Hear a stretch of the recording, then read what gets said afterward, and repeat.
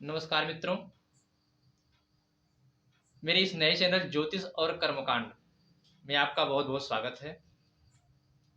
मित्रों, जैसा आप सभी लोग जानते हैं, विष्णु प्रबोधिनी एकादशी जो महापर्व के रूप में मनाया जाता है, यह मुख्यतः महाराष्ट्र और गुजरात में मनाया जाता है। लेकिन इसके साथ साथ उत्तर भारत में भी इसका बड़ा महत्व है। उत्तर भारत में देव प्रबोधिनी या श्री हरि के जागने का महापर्व माना जाता है। इस दिन भगवान श्री हरि अपने योग निद्रा से बाहर आते हैं। इसी दिन जगत के कल्याण के लिए भगवान श्री हरि ने जलंधर नामक दैत्य का वध किया था। जैसा आप सभी लोग जानते हैं कि जलंधर की धर्मपत्नी जो वृंदा थी, भगवान श्री हरि की अन्य सेविका थी।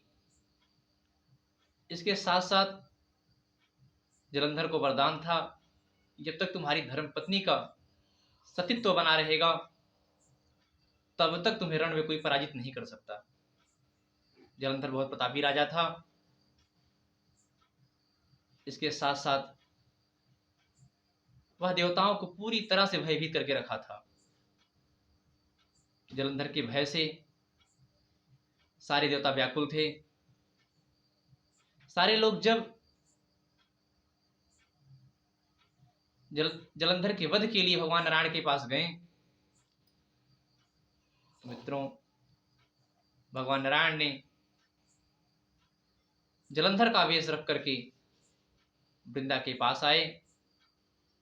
वृंदा को उन्होंने स्पर्श किया। वृंदा को स्पर्श करते ही देवताओं ने जलंधर का वध कर दिया। मित्रों, इसके बाद वृंदा ने भगवान श्री हरि को श्राप दे दिया कि आप शिला के हो जाओगे। भगवान ने कहा कि मैं आपके श्राप को अपने शीश चढ़ाता हूं। मैं जो है पत्थर का तत्काल हो गए। उनका वह रूप शालिग्राम का रूप माना जाता है। उन्होंने वृंदा को वरदान दिया कि आज से तुम मेरे हमेशा सानिध्य में रहोगी। बिना तुम्हारे मेरा कोई भी पूजा सफल नहीं हो सकता। ऐसे श्री हरि नारायण का चिंतन ध्यान हमें एक बार करना चाहिए। तो आइए हम लोग मिल करके ऐसे परम पिता परमेश्वर, जगत के आधार, जगत के कण कण में व्याप्त नारायण का ध्यान करते हैं।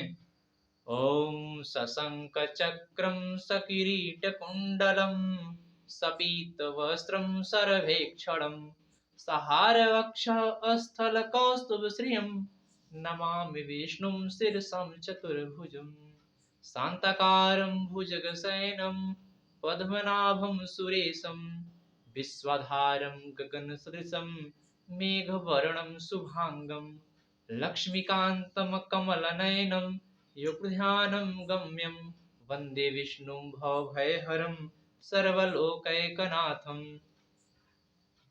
मित्रों, भगवान ने वृंदा का उद्धार कर दिया। वृंदा पूरे संसार में तुलसी के रूप में व्याप्त हो गई। कुछ लोगों का यह मत है, वृंदा ने भगवान को श्राप दिया था कि जिस तरह से मैं पति के बिना रह करके मैं प्रेम में विह्वल रहूंगी, उसी तरह आपको भी मृत्यु लोक में जन्म लेना होगा तथा पत्नी के बिना दर दर भटकना होगा। जिस श्राप के कारण भगवान नारायण ने मानव योनि में आकर के मृत्यु लोक में श्री रामचंद्र जी का अवतार लिया और उन्होंने सीता के हरण होने के बाद दर दर वृंदा के श्राप से भ्रमण किए। मित्रों, तुलसी विवाह जो विष्णु प्रबोधनी एकादशी के दिन मनाया जाता है, उसकी जानकारी मैं छोटे से छोटे शब्दों में और कम समय में आप लोगों को बताऊंगा। विष्णु विवाह में आप लोगों को माता तुलसी को गमले में सजा करके उनके गमले को गेरू से रंग देना चाहिए और तुलसी के वृक्ष को चूड़ी पहना देनी चाहिए, बिंदी लगा देनी चाहिए। इसके साथ साथ भगवान श्री हरि के शालिग्राम को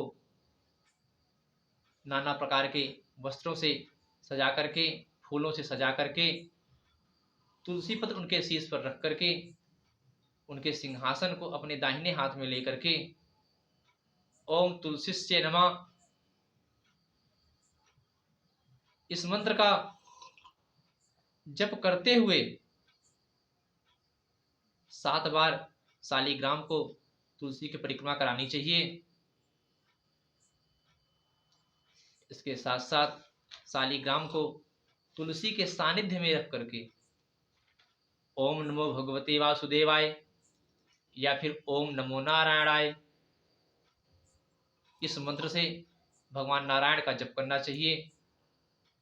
जो व्यक्ति इस दिन व्रत रखता है उसे पूरे दिन कोई भी अन्न नहीं खानी चाहिए।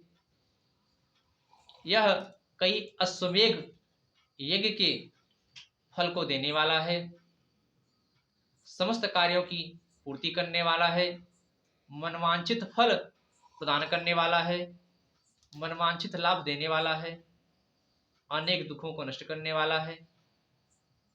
मित्रों, आप लोग इस पूजन को अगर कर सकते हैं तो करिए, अन्यथा केवल नारायण के ओम नमो भगवते वासुदेवाय इस मंत्र का यथा संख्या में जप करिए, आपको निश्चित रूप से लाभ होगा।